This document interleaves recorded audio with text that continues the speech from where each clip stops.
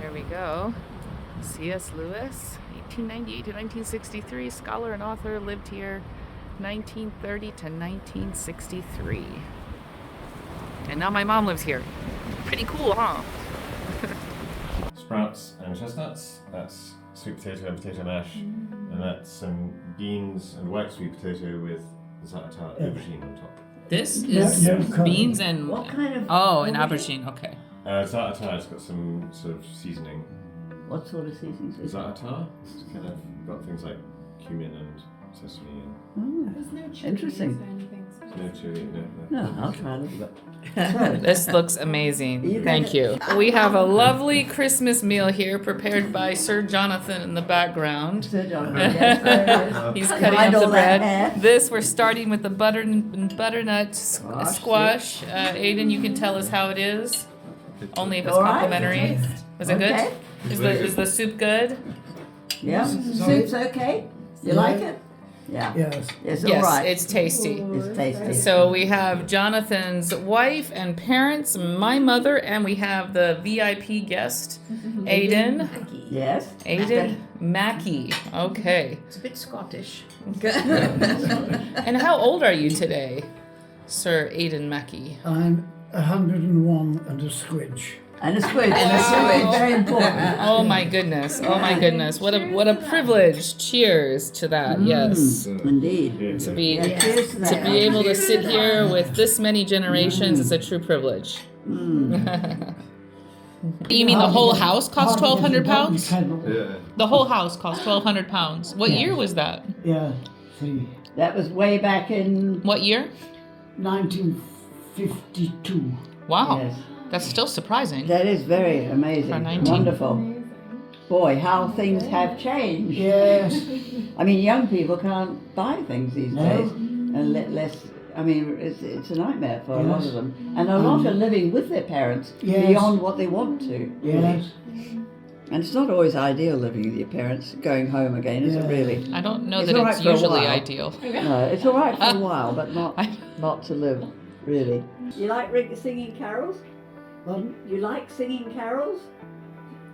Yes, but my singing within the hearing of other people is banned under the Prevention of Terrorism Act. Yeah. when Matthew, our second son, was younger, I used to love listening to music Yes. and singing away. And Matthew said to me once, "Mum, do you mind if you don't sing?" I thought, it's obviously terrible, I Yes. realise. Yeah. Enjoying something is not the same as doing As it. long as you're enjoying it, well, and as long as it's not for performance. Yeah. We are going on a tour of Off you go. the Kilns here in C.S.Lewis. This is the room where I had my very first scotch ever. I'm sure it's more famous for other things than my Many first historical associations, it's true. beyond the scotch. But yes, tell us something about that's better than, okay. So this is the common room in the Kilns. Things to look out for here are the beautiful ashtrays on their ashtray stands either side of the fireplace. This is to reflect the fact that when C.S. Lewis lived here, he loved smoking. He smoked like a chimney, he smoked pipes and cigarettes, as did all of his friends. But in fact, these are quite historically inauthentic, because the Kilns was famous in those days for not having any ashtrays. So if you were in here chatting to C.S. Lewis, smoking away on your cigarette, the ash would build up at the end of it. You wouldn't know where to put it, no ashtrays in sight. You'd eventually ask him and he'd say, just tap it out onto the carpet and rub it in with your foot. No! This is because C.S. Lewis believed that it was actually good for the carpets to treat them in this way, on the grounds that with the ash in the carpet, the moths were prevented from eating the carpets. Oh. Which may be true. I don't know. It gives you an idea of the way they looked after the place. And in fact, the foundation that owns the house, they sourced the correct shade of paint for the walls, which you can see here. But although they painted the walls originally with this shade of paint, the walls did not stay this color very quickly. The 'cause walls the rapidly smoke. changed to the color that the ceiling has been painted. Yeah. Because of the huge amounts of smoke.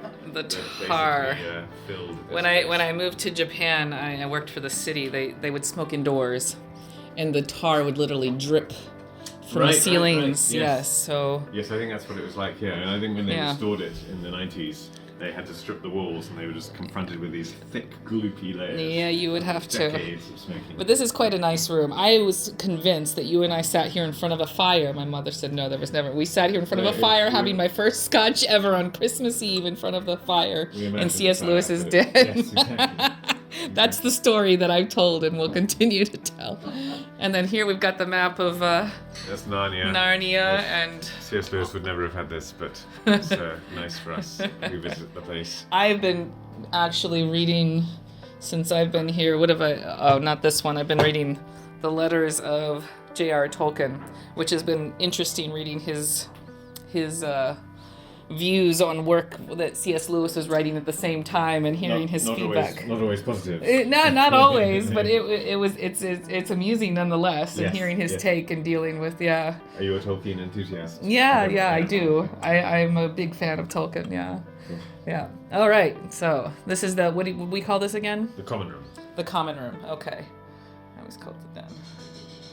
Very cool. All right. Where are we going next? You want to go upstairs? Sure.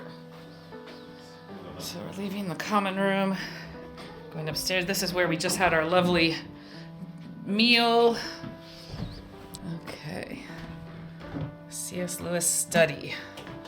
Is this him here? That is C.S. Lewis when Wow, he was how young. a young man in 1919 when he first visited his father's home in Belfast after the First World War, Oh, wow.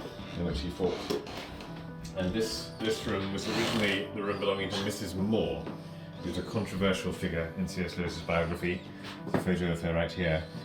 Because when C.S. Lewis came to Oxford as a teenager, he started training as a soldier, and he had a roommate called Paddy Moore, and they trained together to go and fight in France.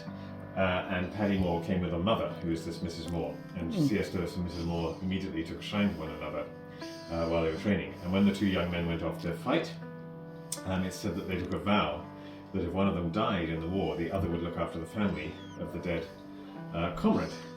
And so they went off. Lewis ended up in the trenches for the first time on his 19th birthday. It's pretty amazing to think of. Wow. And he survived. He got injured.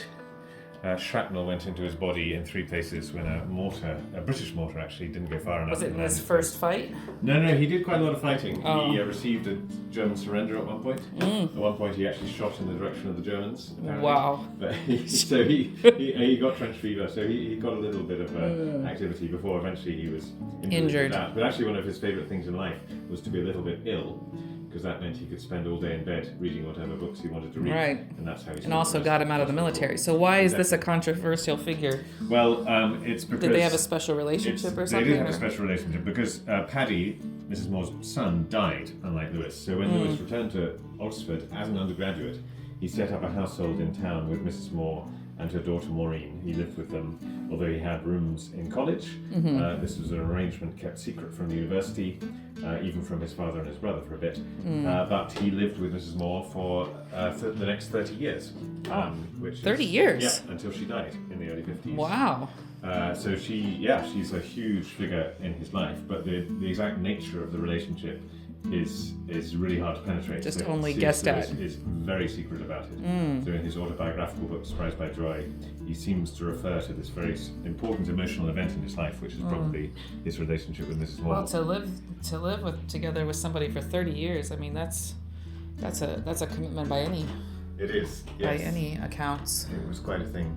One of the important things about it was that they were both extremely kind people. They were always helping people out. So at the beginning of the Second World War, they invited children into their home who were evacuated from London. Only girls. Mrs. Moore would not have any boys, but they actually slept in the room just across the hallway, which is now called the children's room. And this was the first time in Lewis's life since he'd been a child himself that he'd had any real contact with children. And it's about this time that he starts to think about writing children's books. So she lived here as well? Yes, they lived together. So this was her bedroom. Okay. Yesterday we saw that bedroom up there that C.S. Lewis stayed in, and next to it was his mysterious relationship lady. And there's my bedroom. So we're walking in the front. I think this is actually the service entrance. The front is around the side, but we use the service entrance. And there's the bathroom in This is all C.S. Lewis's house. And this is a dry room, laundry room. And this is the kitchen. And the kitchen has the original augers. So this is burning all the time. There, it's very hot. And then this is my little bedroom, which was the maid's quarters and or the stepson's bedroom. So this is my little nook right off the kitchen. You hear all the kitchen gossip. Shower room.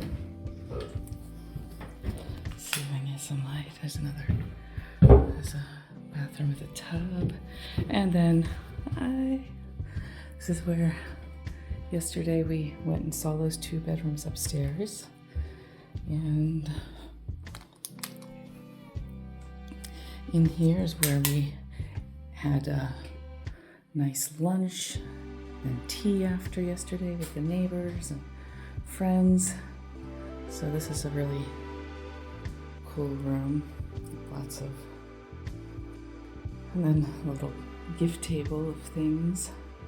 My mom took these pictures. Yeah, and then there's the outside there. And some photos.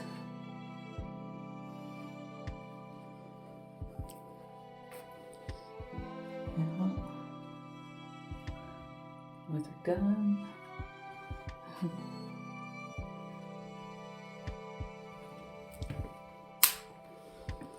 And this is the main door.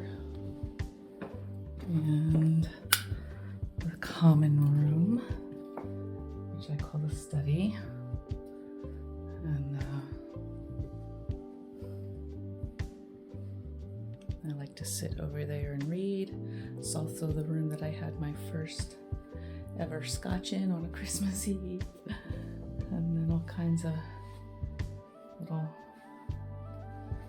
things on the table here. Well, I better put my books that I was reading back. Lots of C.S. Lewis books and Tolkien. Yeah.